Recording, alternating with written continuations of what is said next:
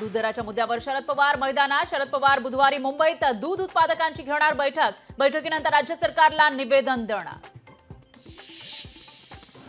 मुंबई काँग्रेसमध्ये वर्षा गायकवाड यांच्या विरोधात खलबत सुरू. मुंबईतील 16 काँग्रेस नेत्यांचं खरगेंना पत्र. पक्षाच्या संघटनात्मक बाडीकडे दुर्लक्ष होत असल्याचा गायकवाड यांच्यावर आरोप.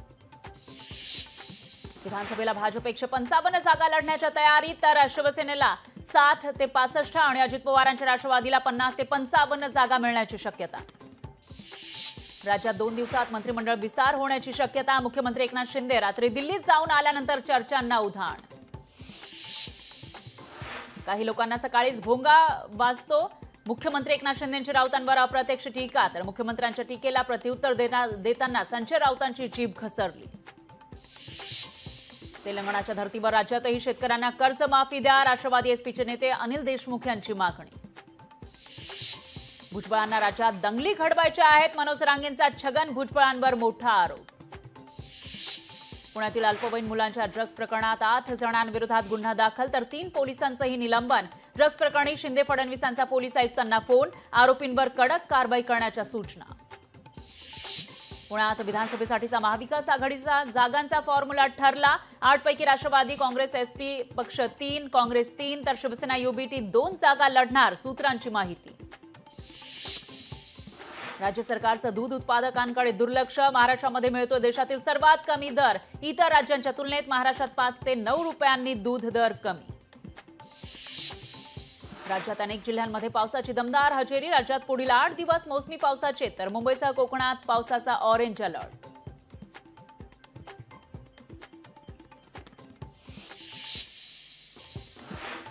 अमरावतीमध्ये खासदार जनसंपर्क कार्यालयाचा वाद पेटला. महिला काँग्रेसच्या जिल्हाधिकारी कार्यालय परिसरात आंदोलन. 20 दिवस उलटूनही बळवंत वानखेडेंना कार्यालय न दिल्यानं काँग्रेस आक्रमक.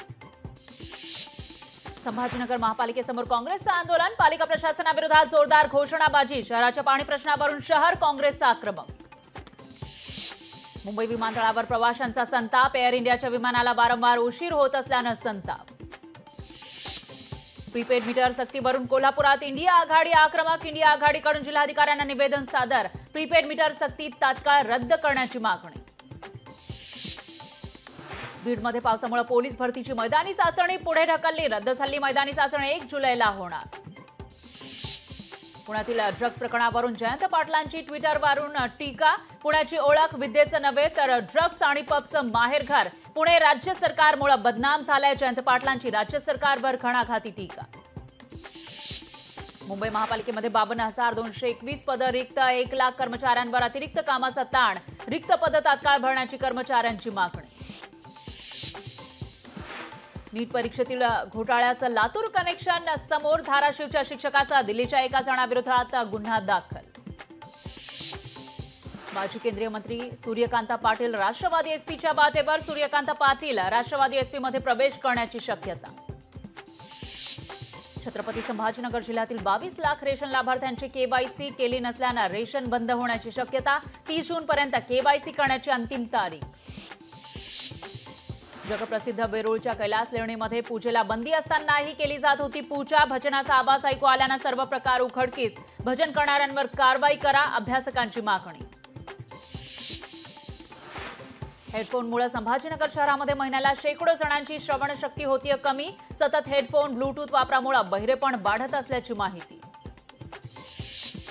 नाफेडनं शेतकऱ्यांचे 15 कोटी रुपये थकवले. 150 कांदा उत्पादक शेतकरी आणि कंपन्या आर्थिक अडचणीत. शेतकऱ्यांसाठीची तारणहार यंत्रणाच बनली गैरसोयीची.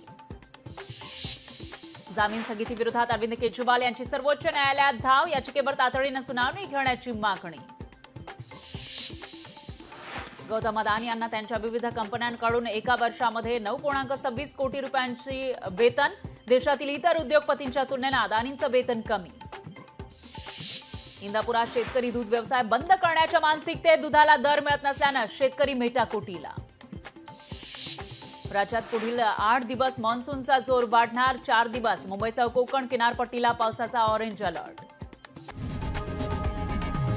लोकशाही मराठी ऐका, पहा, जागरूक रहा.